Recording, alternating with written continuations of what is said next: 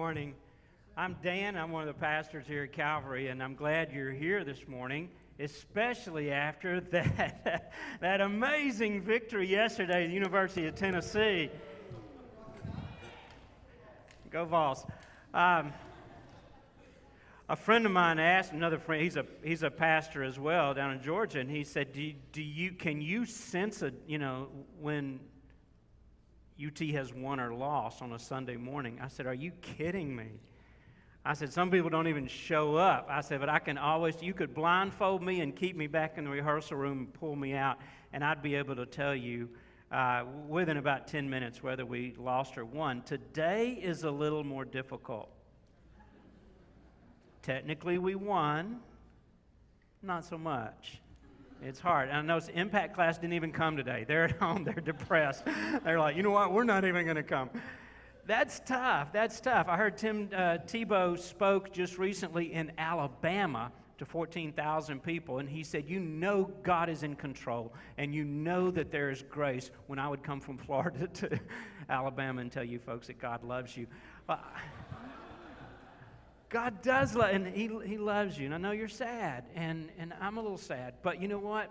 Here we are. And the grace of the Lord covers us in so many beautiful ways. And I want to talk about that a little bit today. And it's a different kind of message for me in some aspects, and I'll kind of explain that, or it'll just be obvious as we go along. But here's the big idea.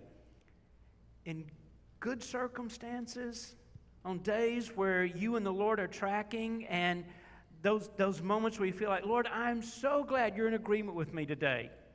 You know those times when you pray or things go your way and you're just like, yes, Lord, you get me. You understand the way to move and flow and work in my life. And then there are those other situations where maybe things don't go so good. Maybe it's terrible. And I have an idea that there's probably some people in this room, and you're going through something that may be just an awful time. You can have courage. Whether it's a good day or whether it's a not so good day, God is in control. And I know that sounds like a cliche, and it almost sounds like, wow, you should put that on a t-shirt or a coffee mug. That's just, God is in control. I just made that up. But He is. And He provides salvation for His people. Let me read to you a couple of verses that talk about that. Now, if you are a regular attender here at Calvary, you know that we are in the third week of a series that's based on the book of Esther called Invisible. And we're looking at this unusual time and in this moment in the life and in the history of the nation of Israel, and how God moved in kind of an unexpected way, and in a way that this just doesn't unfold like a novel would, or like a television show or a movie. This just has all this feeling of real life to it. Well, we're in the 4th chapter today, and I want to read the 12th to the 14th verse to kind of set this up. And if you know the story, this will kind of make sense. If not, go home and read it, and then you can figure this out. Verse 12 says, and they told Mordecai what Esther had said.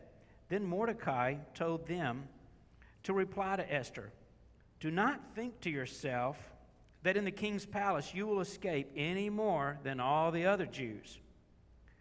For if you keep silent at this time, relief and deliverance will rise for the Jews from another place. But you and your father's house will perish. And who knows whether you have not come to the kingdom for such a time as this. Esther, this might be your moment. Now, what Mordecai is talking about is there had been this proclamation, this edict that came down that all the Jews would be destroyed. They would be killed on a certain day. And he was brokenhearted about that. God is in control, and He will ultimately bring His plans to pass. And He would love for you to be a part of that. He would love for you to be on board with that and to see that firsthand and to have the stories and the testimonies that follow that. So you can either be a part of it, of his story, you can be used by him as a part of the solution or a part of whatever victory it is that he's moving towards, or you can watch him use somebody else. And I've been on both sides of that. I know that what I'm going to talk about today is a little hard to believe when you're in the middle of chaos or a personal failure or pain. And you may hear the words that I say, and there may be a part of your brain or even your heart that wants to lean into that and wants to think, boy, I need that. This is where I am, and I need that. But there is this other part. There is this brokenheartedness or this woundedness or there's this fear that will shout louder and will be relentless, and it'll just keep rolling over you to try to overwhelm you, to pull you back from truth, and to keep you stuck where you are, and to keep you believing the things that the enemy would want you to believe so that you would be or stay defeated. So I hope you would kind of listen as God really talks about something that's a little different for me to talk about today, and that you'll go home not in the same place where you came, but maybe moving toward a hopefulness and a peace and a joy that you might be doubting right now could even be possible or whatever you're going through or whatever you will face at another time. This chapter begins with this circumstance, this picture, this event in the life of who, when I told my wife, I said, when I first started reading this story, and it's all about Esther, right? I mean, the book's even named after her, so she gets top billing. But so much of this story is really about this other person, her uncle Mordecai. Chapter 4, verse 1. When Mordecai learned all that had been done, Mordecai tore his clothes, and he put on sackcloth and ashes, and he went out into the midst of the city. And he cried out with a loud and bitter cry. He went up to the entrance to the king's gate, for no one was allowed to enter the king's gate clothed in sackcloth. So he just stopped right there at the entrance. It says, and in every province, wherever the king's command and his decree reached, there was great mourning among the Jews, with fasting and weeping and lamenting, and many of them lay in sackcloth and ashes.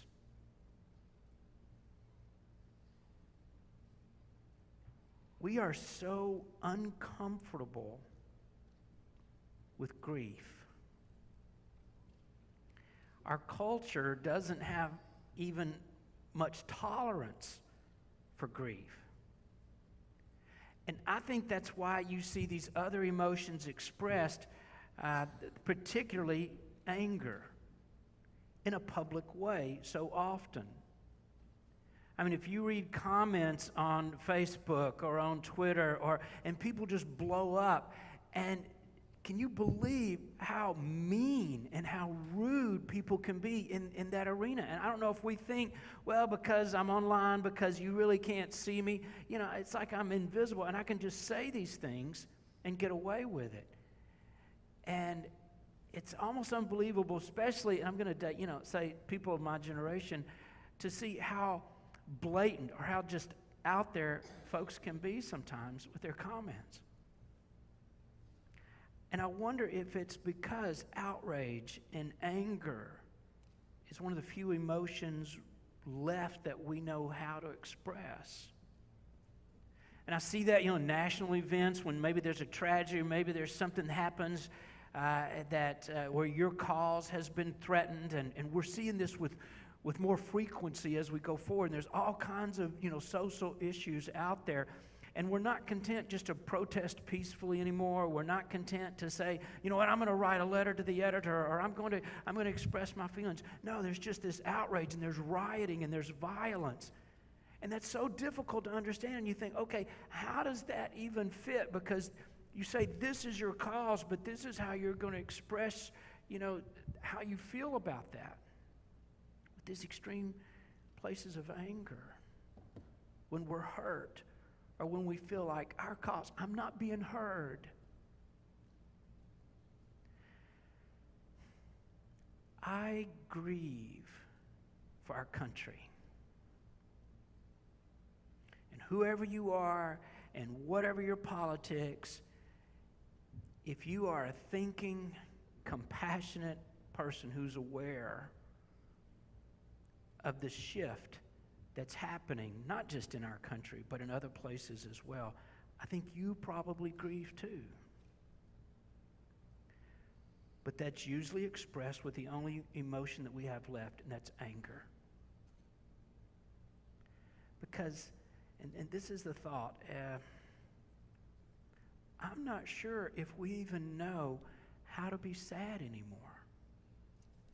I mean, I was hesitant to even talk about this, but even though it's right there in the scriptures, and it's one of the few places that we see something like this emerge and for us to kind of grapple with. We've numbed our grief in all sorts of ways about all kinds of things. And there's small things that we grieve about. You know, there's just these little slights that we grieve over that. Or maybe there's these big issues or these events, these things that have happened, and we grieve about that. But we're not comfortable with it. I looked through this, and when I finished editing my notes, I looked back and I thought, man, this is kind of heavy.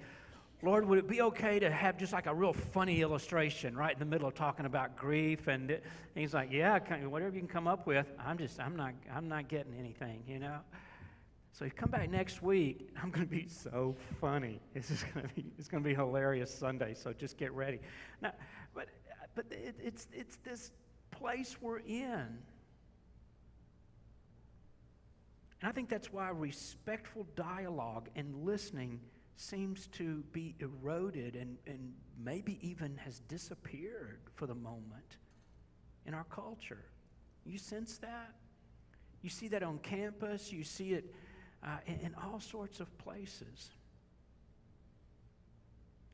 I tried to think of one of the times when I've actually seen and experienced a corporate or a shared grief among a large group of people. And one of the places, one of the times that was just real clear to me, I'm not going to go so far as to say it's the last time I saw it or the only time I saw it, but it was probably the biggest time. And that was on 9/11. And I know some of you guys, it's hard for me to understand, to get that. Some of you guys think, okay, you know what, that's history to me because I wasn't even born yet. And I get that. And some of you were so small, you think, well, I was really young and I kind of remember it. And it's kind of like I remember, and I'm going to look at some of you guys over here. I remember when Kennedy was shot, when President Kennedy was shot, and the funeral. I have those images, and even though I was just, really small, that kind of burned itself into my memory, and I have that. And some of you are at that, and you have that. I was speaking at a high school. I think it was called Atlantic North High School. It was on the coast of Florida. And when that event happened, and I was speaking, I remember there were 500 students in the room, and at the moment that my presentation was over, I stepped down to the floor, and the guidance counselor took me by the arm and said, something has happened, and would you come with me? I thought, so was the presentation really that bad? Or because I could tell everybody's really serious. And they took me into the guidance counselor's office, and there was the vice principal and some other teachers gathered around a television monitor, and I could see, for the first time, I could see what was happening, and everybody was glued to that screen. And that began this several days adventure. I got a taxi, went back to the hotel, tried to pack up, but by then, all the planes were grounded. You couldn't get a rental car. You couldn't get a bus ride. There was just no way out. And so I was told, sit tight, we're trying to work it out, and we're going to get, as soon as these planes get in the air, we're going to get you to the next place and to the next place. And I remember sitting just on the bed in the hotel room, just watching that screen, and just the mood and the atmosphere, even in that place. And then finally getting a flight out to Atlanta and getting there. And what I saw was this shared grief. I saw people treating one another with camaraderie and with compassion and with this grace that you don't ordinarily see, especially when people are different from one another. But nobody cared whether they were a Republican or a Democrat, whether they were a freak or whether they were, a business person or what their nationality was, their race was. Nobody seemed to care. All of that was erased in just a few moments' time. And there was such respectfulness and people even giving preference to others over themselves. It's like everybody knew each other and we were in this thing together. I don't see that very often, but I saw it then. We all just had one goal. We just wanted to go home. We just wanted to get home and be around the people that we loved in a time of uncertainty. Maybe that's the closest emotionally that I've come to being able to relate to what Mordecai was going through in this chapter of Esther. Because he loved his people and he knew they were threatened to the point where the scripture tells us they were going to annihilate everyone. Men, women, boys and girls, babies.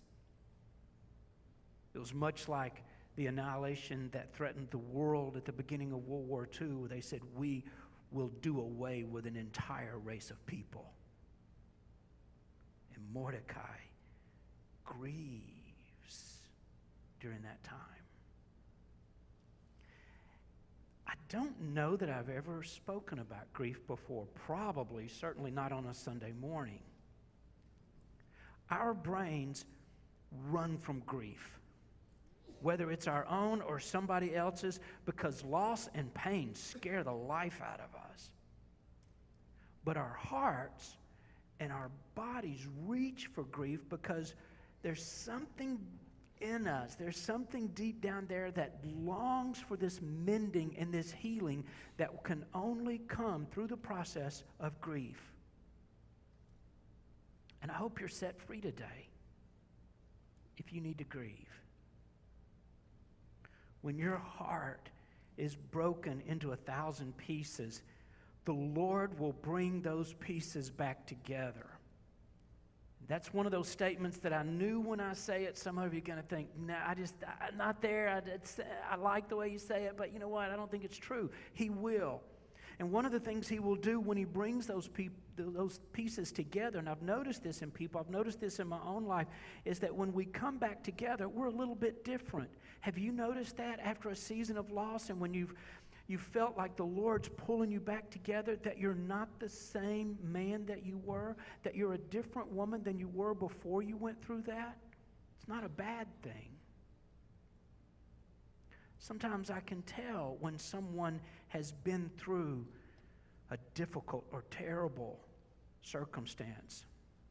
There's almost a deeper awareness of people and of life and of others. And I don't know if that's the validation of ministry, but I think you can tell when people have been in a dark place and they've come out on the other side. I wish I could tell you there's a shortcut to that. If you come to this seminar, or if you read that book or listen to this podcast and you don't have to really go through that yourself, you can just kind of read about it and, vicariously you can kind of adopt that and you can, and we can do that in some ways, and I think to a certain depth, but there's something about the experience on a personal level that gives you this authority or this insight, this awareness, this compassion. I'm going to encourage you when you're at those moments and those places, whether it's in your life or whether it's on behalf of someone else in their life, be vulnerable. Because that's not our tendency. Mordecai is such a beautiful example of this, and I had to read this story, this historical event, several times before that kind of came, up to the surface for me, and I realized what a compassionate guy he is. Listen, you are worthy of love and belonging. But if you're not vulnerable, you will lean back into some of those old memories or those old places, those old insecurities, that old shame. And shame only needs 3 things to grow in your life: secrecy, silence, and judgment. So if you will push yourself and you will lean out of secrecy, silence, and judgment, you're going to find yourself going to a more beautiful place. But it only happens through vulnerability, because that's what demolishes secrecy, silence, and judgment. And Mordecai was so vulnerable. And it scared the people around him, especially Esther. And when you're vulnerable, it's going to scare people around you too. Especially if you do that publicly, or you say things and people will think, oh, I wish you wouldn't say that. Or now I'm in this room with you and you're making me really uncomfortable. But vulnerability is a really great filter because it's just such pure honesty. It has such integrity wrapped up in it. And so honesty is always a good thing, right? I mean, it's always a beautiful thing. Mordecai didn't need sympathy, but that's what he got. He needed empathy. And the two are very different. Empathy fuels connection. It draws people in. You know, that is the theme not only of this year, but we've said that really kind of is the word that wraps up our vision for who we are at Calvary. We did a whole series earlier in the year just on what is our message, what is our vision, what is our identity. And we, like I said, we defined it in an entire series, and then we tried to bring it down to how could that be a paragraph, how could that be a tweet. And I said, Lord, how could I even define that with one word? And this is the word that came back to me, was connect. Connect. We connect with the Lord. We connect with one another. We connect with our community. We connect with the world around us. I thought, oh, Lord, that's just a beautiful way of this is what we're about. Mordecai needed connection. He got sympathy, and sympathy drives disconnection. Have you ever felt somebody be sympathetic towards you or kind of patronize you? It's different, isn't it, than when someone enters into that with you in an empathetic way. Teresa Wiseman is a nursing scholar who identified 4 qualities to empathy. One is to be able to see the world as others see it. That's seeing other people's perspectives. When you put yourself in someone else's shoes and go, oh, I never really thought about it like that, or I haven't let myself see it the way you see it. And I see this in the public arena all the time, don't you? Whether it's about flags or statues or ball games, you see it in sport. I've never considered how this looked from the position of an Alabama fan. I mean, we don't like going to the swamp. They don't like coming here. I mean, because we kind of lose that. That's a terrible illustration, but I think you get the idea. To try to see things, I just lost all my friends. But to be able to see the world from other people's eyes. Secondly, to be non-judgmental. This is hard because I think it's a default set in us, isn't it? I mean, we're so, this would be easier if we didn't enjoy it so much, But we just kind of automatically just judge other people. I don't know, So if you can stay out of judgment, if you can just not go there right now. And then thirdly, to understand one another's feelings and emotions.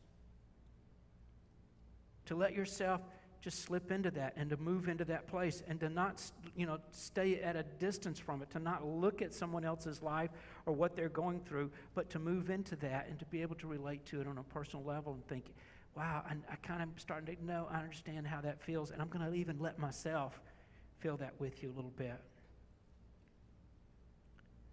And then to be able to communicate an understanding of those emotions. To be able to communicate that in just a fresh, honest, genuine way. Empathy is feeling with people, not for people.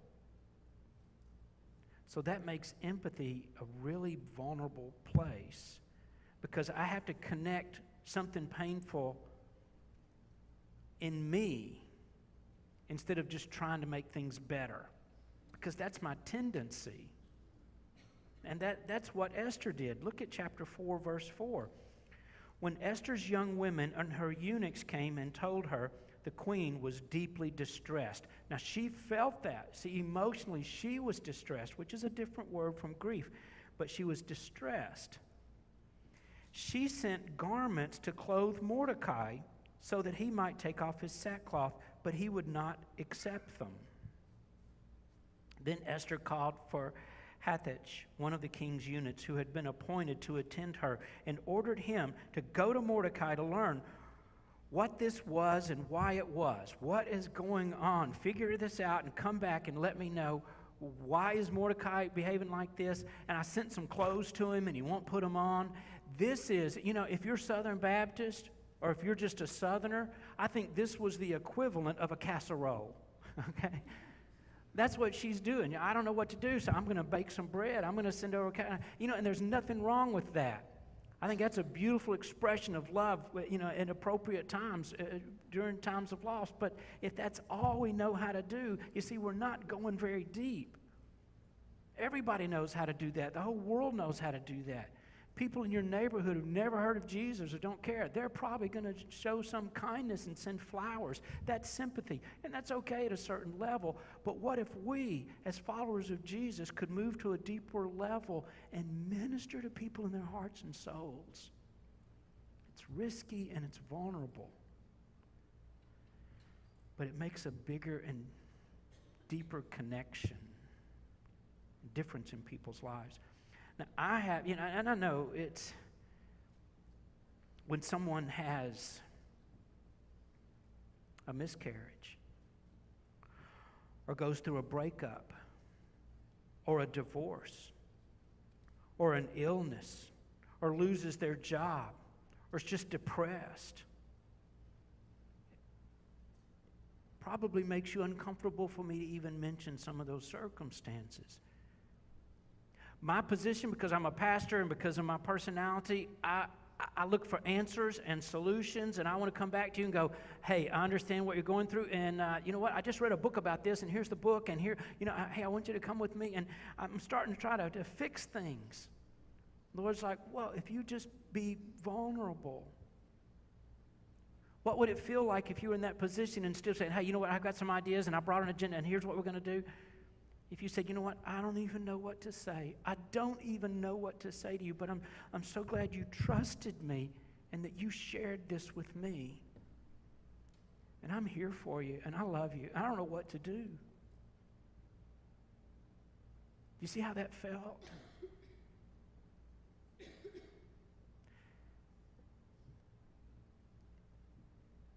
We can lean into people's lives and make a difference.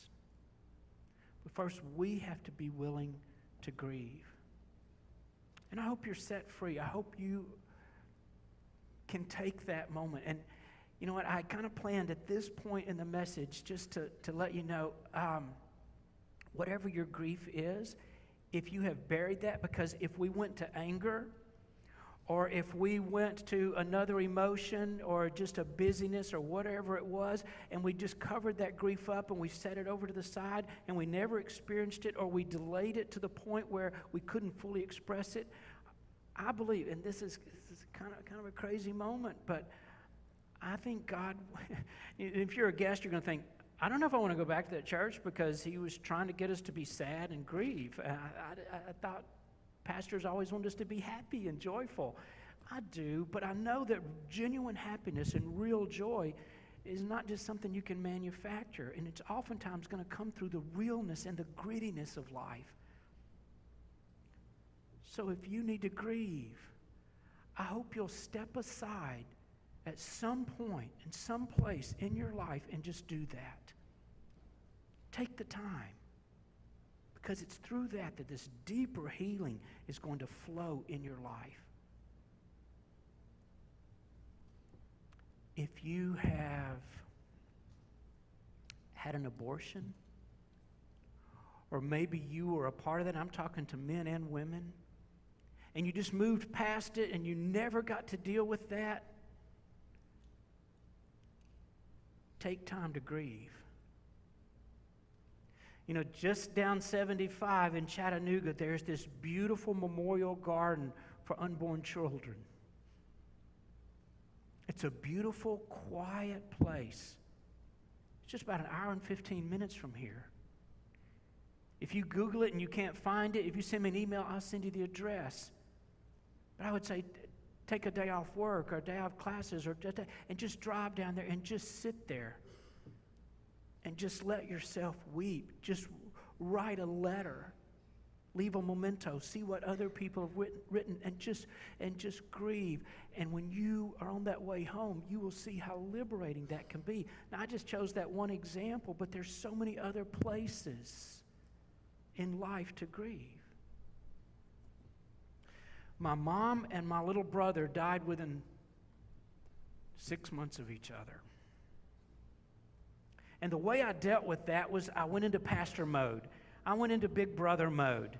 You know, my dad was gone, so I became the guy, the man, and dealt with details. And we got to pick this out, and we've got to decide how that goes because we hadn't planned this very well. And some of you have been there. And so we worked through all those circumstances, and as long as I can do that, there's some amount of control that I can have over the situation. But I'll never forget, after everything was done and said, and I'm still in this place where I'm trying to control it.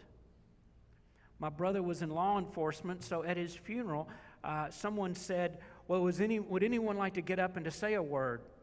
And as a pastor, I'm going, oh my goodness, because that spins out of control real fast, and you're there for a 6-hour funeral.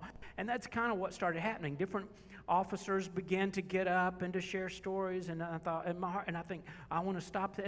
And the Lord just seemed to say, why is that? Why do you have to do that? Just let it be. This was in Memphis, and we left Memphis. I remember getting off the exit ramp onto I-40 to head back to Knoxville. And I just began to cry. Just began to cry. I think I cried all the way to Jackson. And I slowly began to be aware of the fact that I had not grieved because I'm facilitating grief for other people. Some of you are like that. You're not a pastor, but that's the way you deal with it. I'm going to ask you to step out of that, to be vulnerable, to go back to whatever it was that happened, whatever place that you never grieved over, and just do that.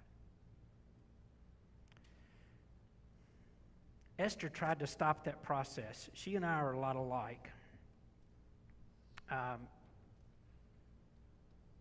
She went a different direction.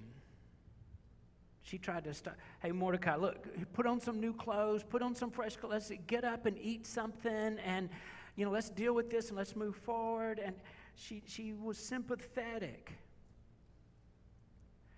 But empathy is not saying, where I look down into the darkness and say, here, I'm going to help you up into the light. I'm going to reach down and I'm going to get you. So you jump and I'm going to grab you and we're going to pull you up. You know those movies where somebody's falling down a well or a shaft or whatever it is, and they're always, we're going to get you up, and, they pull them up. And I think that's what sympathy does.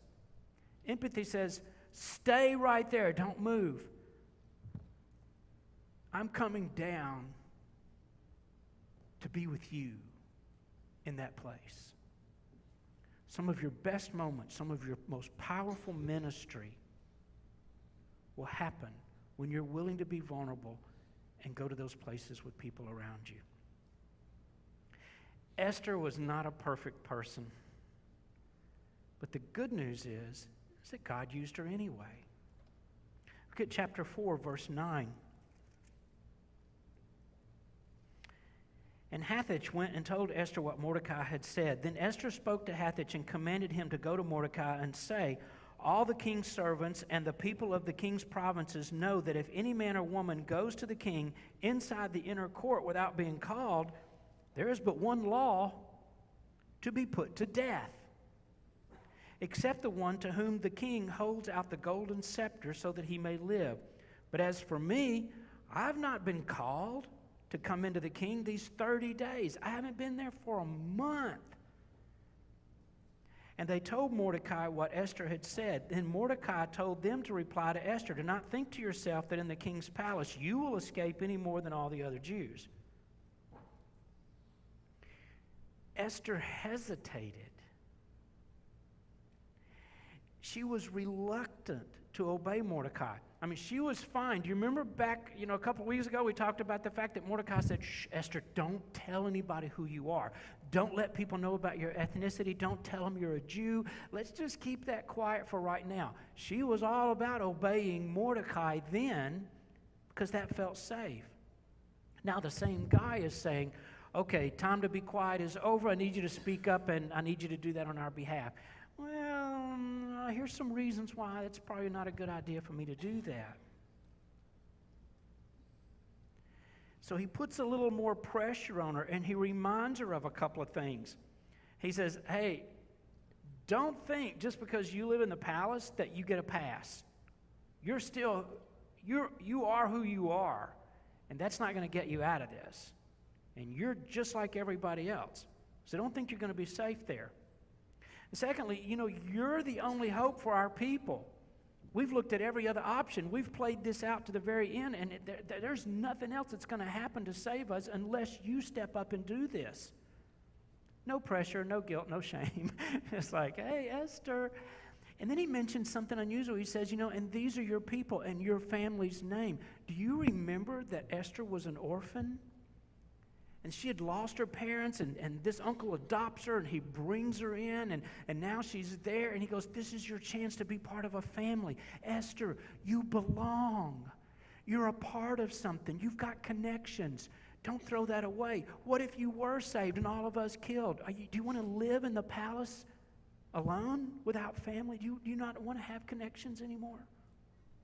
I mean, he's piling it on, and he tells her all these things, and she's a little reluctant.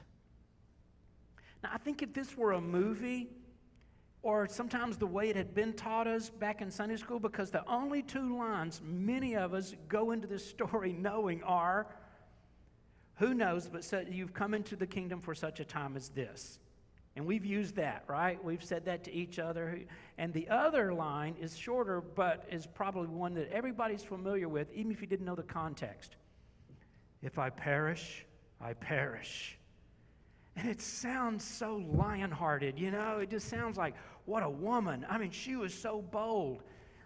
I don't think it was exactly like that. If you go back and read this story in context, you're going to see, that's not exactly what she's saying. They're dragging her, kicking and screaming, I don't want to do this, and they're going to kill me. Okay, fine. If they kill me, they kill me. I'm just going to die anyway, so this is my best shot. I hate to paint this picture of, but she was reluctant. And the beautiful thing is that God used her anyway. God blessed her obedience, and he will bless you, even if your emotions aren't on board, even if you're thinking, well, this isn't what I want to do, Lord, but I'm going to do it. I'm just going to do the next right thing. God's going to bless you. He's going to honor you. He's going to move in incredible ways. Now, I wish that she had been more like Daniel. Let me read to you. In the book of Daniel, do you remember these guys? Shadrach, Meshach, and Abednego? Listen to this in verse 16. Shadrach, Meshach, and Abednego answered and said to the king, O Nebuchadnezzar, we have no need to answer you in this matter. They're just audacious. They're just so. This is like a line from an old Western movie, boom, boom, boom. If this be so, our God, whom we serve, is able to deliver us from the burning fiery furnace, and he will deliver us out of your hand, O king. But if not, be it known to you, O king, that we will not serve your gods or worship the golden image that you've set up. And the Bible says that Nebuchadnezzar was filled with rage, and they just stood there. I kind of wish Esther had been like that, don't you? And there's times I wish I would be like that. But I'm not. Sometimes we just come stumbling by grace into a place where we was, as courageous and obedient as we could, but it wasn't very much. You know what? That's okay. Just keep moving in that direction. And don't fall back on, well, because I live in a certain place, I'm from a certain place, my daddy's name is this, or I have these resources, that it won't happen to you, that it can't happen to you, because it can. We're all exposed. We're all susceptible to hurt and to failure and to sin. You won't escape, even if you live in a palace. Listen, let me wrap this up. Don't feel you're disqualified from being used by God because of your flaws.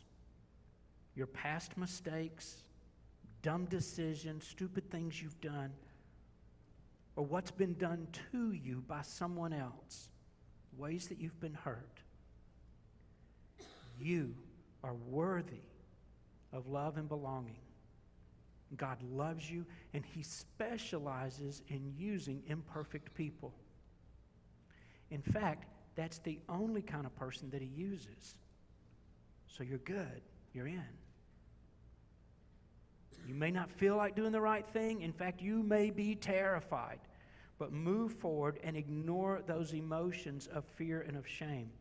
Verse 16 of chapter 4 in Esther